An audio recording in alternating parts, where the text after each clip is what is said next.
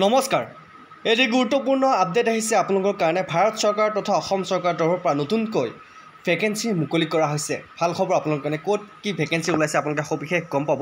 তাৰ লগতে যিসকল ল'ৰা ছোৱালীয়ে নিজকে এজন ভাৰতীয় সৈনিক হিচাপে চাবলৈ মন আছিল বা নিজকে ভাৰতীয় সৈন্য হিচাপে নিয়োজিত কৰিব বিচাৰিছিল এটি ভাল খবৰ ইণ্ডিয়ান আৰ্মিৰ পৰা নতুনকৈ ভেকেন্সি মুকলি হৈছে সো আপোনালোকে চাই আছে বিশ্বাসী বন্ধু ইউটিউব চেনেল যদিহে আপোনালোকে আমাৰ চেনেলত আজি প্ৰথমবাৰ নতুন আহিছে চেনেলটো এতিয়ালৈকে ছাবস্ক্ৰাইব কৰা নাই ছাবস্ক্ৰাইব কৰি ল'ব ঠিক আছে so TA army officer recruitment 2025 ইতিমধ্যে মুকলি হৈ গৈছে আপোনালোকে 12 তাৰিখৰ পৰা আপোনালোকে এপ্লাই কৰিব পাৰিব ঠিক আছে সো টিএ আৰ্মি মানে কি টেৰিটৰিয়েল আৰ্মি অফিচাৰ ঠিক আছে টেৰিটৰিয়েল আৰ্মিৰ কাৰণে আপোনালোকৰ পোষ্ট মুকলি হৈছে আপোনালোকৰ এপ্লাই প্ৰচেছ হ'ব অনলাইনৰ জৰিয়তে আপোনালোকে অনলাইন মাধ্যমেৰে আৰ্মি ৰিক্ৰুটমেণ্টৰ কাৰণে আপোনালোকে এপ্লাই কৰিব পাৰিব ইতিমধ্যে যুদ্ধৰ আগ্ৰাসন হৈছে সো ইতিমধ্যে বহুকেইটা আৰ্মি পোষ্ট ভেকেন্সি নতুনকৈ আকৌ ক্ৰিয়েট কৰিব তেওঁলোকে আৰু আপোনালোকে অফিচাৰ হ'বলৈ সুযোগ পাব ঠিক আছে আপোনালোকৰ এপ্লাই লাষ্ট ডেট হৈছে জুনৰ 10 তাৰিখ জুনৰ 10 তাৰিখে আপোনালোকে লাষ্ট ডেট আৰু পোষ্ট নেম হৈছে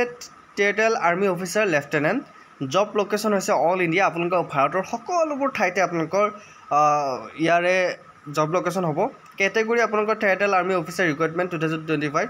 আপোনালোকৰ অফিচিয়েল যিটো লিংক আছে অফিচিয়েল ৱেবছাইট লিংকত আপোনালোকে গৈ কেনে চাব পাৰিব অফিচিয়েল ৱেবছাইট লিংক হৈছে ইয়াতে আপোনালোকে এপ্লাই কৰিব লাগিব ঠিক আছে অফিচিয়েল যিটো ৱেবছাইট indianarmy.nic.in ইয়াতে গৈ কেনে আপোনালোকে এপ্লাই কৰিব পাৰিব ঠিক আছে এপ্লিকেশ্যন ষ্টাৰ্ট ডেট আপোনালোকে এপ্লাই কেতিয়া কৰিব পাৰিব আৰম্ভ হ'ব 12 মে তাৰিখে 12 তাৰিখৰ পৰা আপোনালোকৰ এপ্লাই প্ৰচেছ আৰম্ভ হ'ব আৰু আপোনাৰ 10 জুনত শেষ হ'ব এক্সাম কেতিয়া হ'ব তেওঁলোকে এতিয়া মেনশ্যন কৰি দিয়া নাই তেওঁলোকে ৰিক্ৰুটমেণ্ট কেনেকৈ কৰিব সো আপোনালোকে সবিশেষ আপডেট পাব টেৰিটৰিয়েল আপোনাৰ মেইন ৱেবছাইটটো মই দেখুৱাই দিছোঁ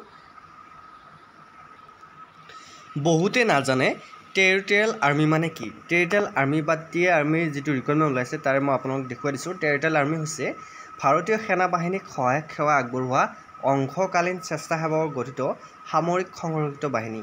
ইয়াত ভাৰতীয় সেনা বাহিনীৰ সৈতে এক পদবীত থকা বিষয়া কনিষ্ঠ কমিশ্যনপ্ৰাপ্ত বিষয়া অকমিশ্যনপ্ৰাপ্ত বিষয়া আৰু অন্যান্য কৰ্মী থাকে আৰু অসামৰিক বৃত্তিও বজাই ৰাখে